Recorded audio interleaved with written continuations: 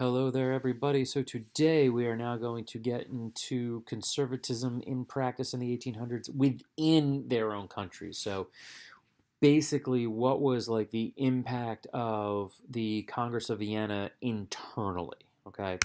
So first, we're going to start off with Britain, and Britain, of course, is still going to be dominated by the landed aristocracy. But what is happening is that you've got all of these people living in cities, many of which in horrible conditions. I mean, we look here. I mean, I don't even know what's going on down here. You've got 47 people, and that's like a stove, and like someone sleeping next to the stove, and these little kids here.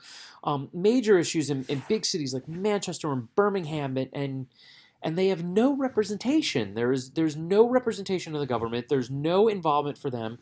They are the backbone for the power of Britain because particularly the cities of Manchester and Birmingham are driving their driving their economy. I mean, in the future, cities like Liverpool will give us the Beatles. So we need to have some type of thing happen here, and a lot of people are upset because of the lack of voting rights. I mean, technically there's voting in Britain, but there's a lot of stipulations on it, and it's not great. And so what we do have the development, though, in England are some major political parties here, okay? And again, should people have listened to George Washington on both sides of the pond? I think they should have. But so you have your two parties, Whigs and Tories, okay? Now, don't get me wrong. These are all landed aristocracy people. However, the Whigs are starting to look at and receive support from the middle class. So you're starting to get some people that are thinking of trying to do some political things for those folks. Okay, the Tories, however, control the bulk of the legislature, and they are the conservatives. They are trying to keep the status quo.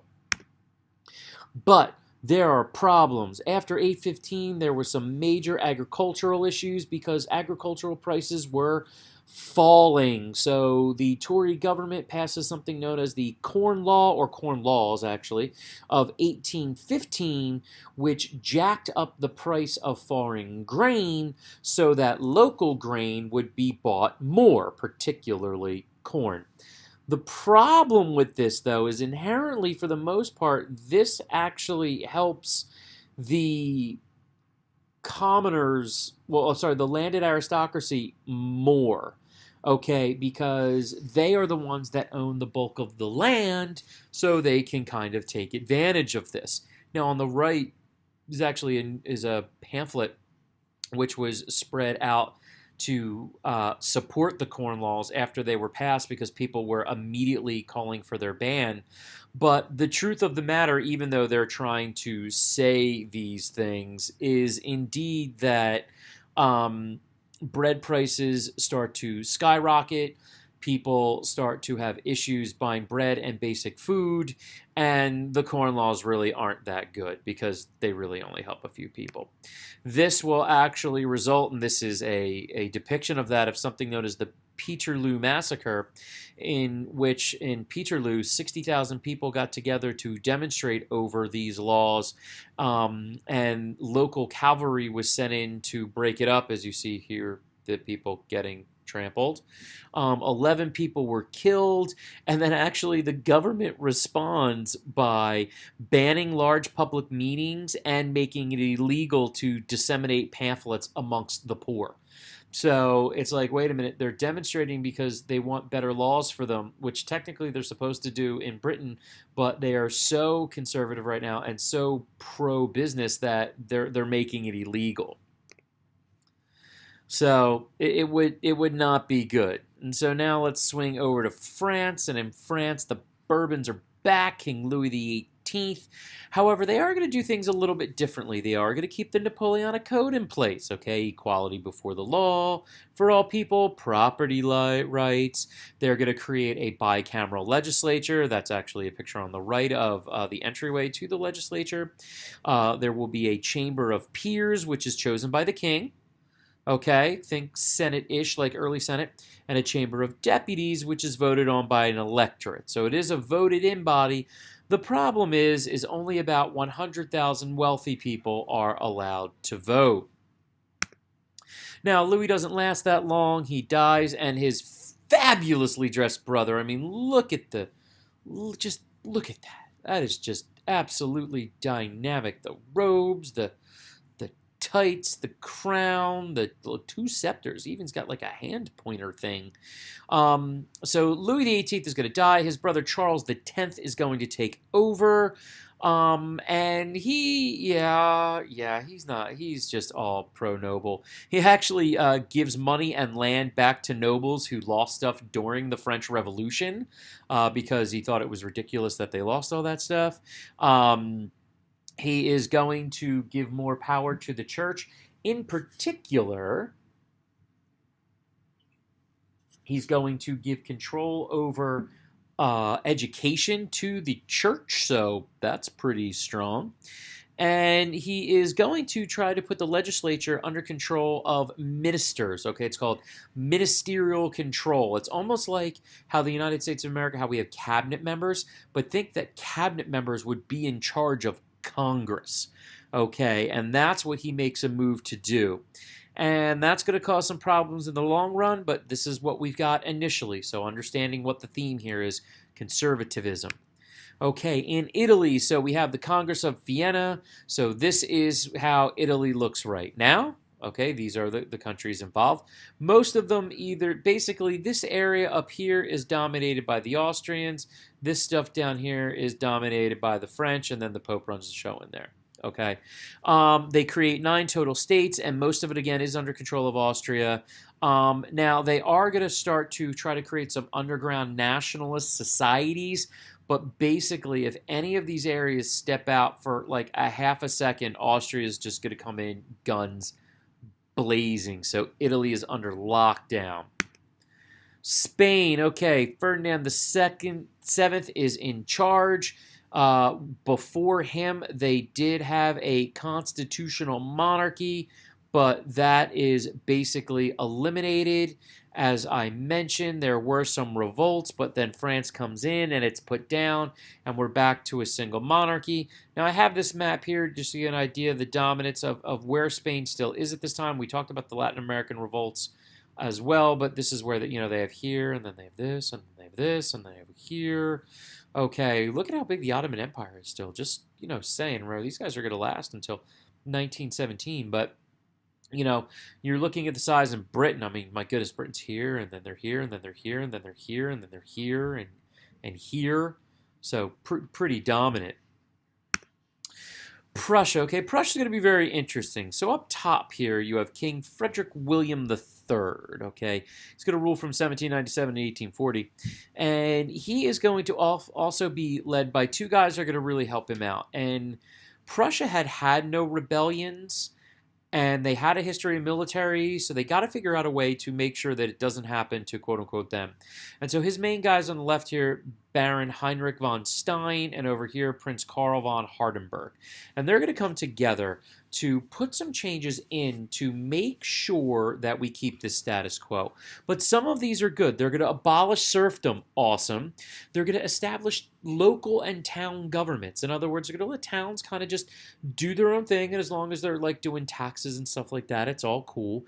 They're going to expand education. They're actually going to start to make free primary and secondary schools. This is absolutely crucial, and we'll talk about the influence of that later. And actually, a lot of U.S. schooling is kind of based off this early German schooling here, or Prussian.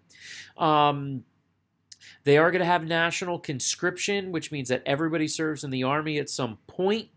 So that is good. So you have unity, but there will be absolutely zero government representation. There is no voting. There is no freedom. There is no criticizing. There is no freedom of press. So we've got some good things. But Frederick, as you see him on top, we're not going democracy yet. Okay, just not happening. Austria, all right, well, here we got Metternich just, completely running the show here. Look at the size of Austria, quite large, as you can see here, dominating much of Italy, Venetia, Milan, Tuscany, all the way down here. So one thing Metternich does is he actually creates a spy network to make sure he roots out any nationalist groups, because remember, Austria is multi-ethnic, and so if you were someone that could be considered to be someone that could cause a problem to the state, you're going to jail. Aristocrats and landowners run everything. And again, they have to keep the big issue for them is this idea of nationalism, because there's 11 different ethnic groups, okay? Germans, Czechs, Magyars or Hungarians, Slovaks, Romanians, Slovenes, Poles, Serbs, and Italians. So, excuse me. So they have to make sure they keep all these groups in check. And basically, they do it through supreme organization, okay? There's a strong central dynasty. The civil service is very much keeps everything in check. The Catholic Church is very supportive of them. And also, everything is closely monitored by their army. And the Austrians have one of the best armies in the world at this point. So if you step out of line, you're going to be in jail or crushed, and that's the deal. Now, then you have the Germanic Confederation, okay? And they're going to have some issues. They're made up of 38 different states that used to be part of the Holy Roman Empire, okay? It is a loose confederation with no executive branch, okay? They do have a legislature called the Federal Diet, but the problem is that they can only take action with a unanimous vote, so nothing ever really happens.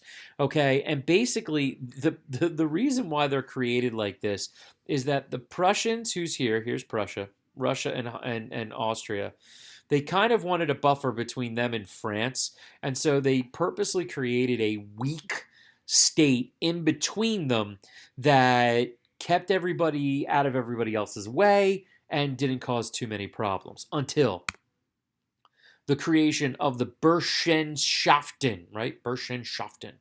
Basically, this was a college movement, interestingly enough, much like the student movement in the 1960s in the United States of America. This was created by students and professors, and they were basically nationalist-type societies, and the youth of the Germans had become very, very activated, if you will, during the reign of Napoleon. How could this French guy come in? Well, wait a minute. The reason why this French guy came in is because we weren't united. And so you had a bunch of young Germans who wanted to really create a country. And they start doing things like having festivals to celebrate German heritage and music and art, and it was really a big movement in order to, with the ultimate goal of creating like a Germany. And so some of the good things, they have some demonstrations and they do some peaceful stuff, but then some of the more rowdy ones start burning conservative books. There's a couple little riots, and then there's one conservative writer that's killed, and then it's time for Metternich and company to come into control. And if you can see on the bottom what they do, the Burschenschaften is broken down. The movements are all closed. Censorship of the press is now put in fully and basically monitored from the outside. The universities are now closely monitored. We got nothing. And then finally, the place where conservatives probably has the most success, Russia. All right, we're going to start with Alexander the First, who evidently had a faux hawk before a faux hawk was a thing. Now, initially, Alexander the First comes into power, okay? This is after Napoleon. And he has this advisor, Michael Speransky, very important to him. And initially what they're going to do is start to ease up censorship a little bit more. They're going to free their political prisoners. They're going to work on an education system because it's still not good. Now, they're not going to free the serfs or anything like that yet. But this is what they've got going initially. And I'm sorry, I said after Napoleon. This is what Alexander the First was like before Napoleon, starting to do some positive change. But then Napoleon comes in, and Napoleon is a threat. Napoleon almost took us over. And again, Napoleon is seen as basically this result of the French Revolution. And so as a result, massive censorship, okay? Alexander the First is going to censor everything, but then people who had started liking these freedoms are going to start to resist.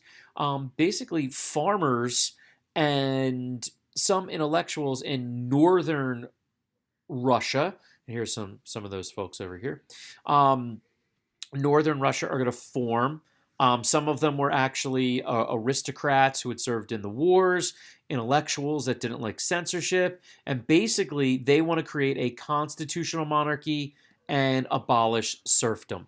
And look there, you still have serfs, they are still tied to the land, they're basically slaves. So again, we have aristocrats who fought in the wars against Napoleon and actually wanted some of these ideas, as well as the downtrodden, as well as intellectuals. But then Alexander dies, and that is not so good. He is succeeded by his brother, Nicholas II. Actually, the guy that was supposed to be in charge was Constantine, but Constantine didn't want the throne, so he decides to renounce it, and then the other brother, Nicholas, takes over, and Nicholas is having none of this. Immediately, oh, look at that. I made an error. That is Nicholas the First, gang. Nicholas the First, because I'm a human. And again, I'm going to leave that mistake in there because I'm a regular person. But what does happen is that the Northern Union immediately revolts against Nicholas the First. Unfortunately, they lose, and everybody is executed, as you see over here. So the Northern Union is crushed, and Nicholas II is just stop it. Everything is in lockdown. He is a hard and conservative. He is an autocrat. He is going to expand the secret police. They are called the Third Section, so you better watch out. Suspicious people are deported. Everyone who is a foreigner is spied on. All the press is censored. Education is censored. Actually, there's no longer local rule like towns and stuff. They no longer have any authority. Everything goes through the czar. I guess on a good thing, they are going to expand really down into this section and this section. So modern day like Kazakhstan and Turkmenistan, and they're also going to take parts of Azerbaijan and Georgia. They're going to take an area called Dagestan, which was part of Persia. This area actually up here will eventually get taken from them. And so you're going to see even more expansion of Russian lands and serfdom.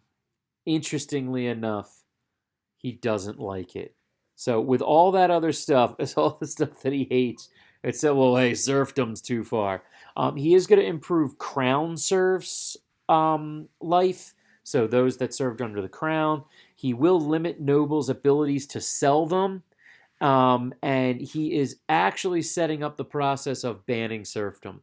But other than that, it's on lockdown. And that is conservatism in Europe in general. This is what we are seeing. This is the political move at the time. This is influenced by Napoleon, the Congress of Vienna.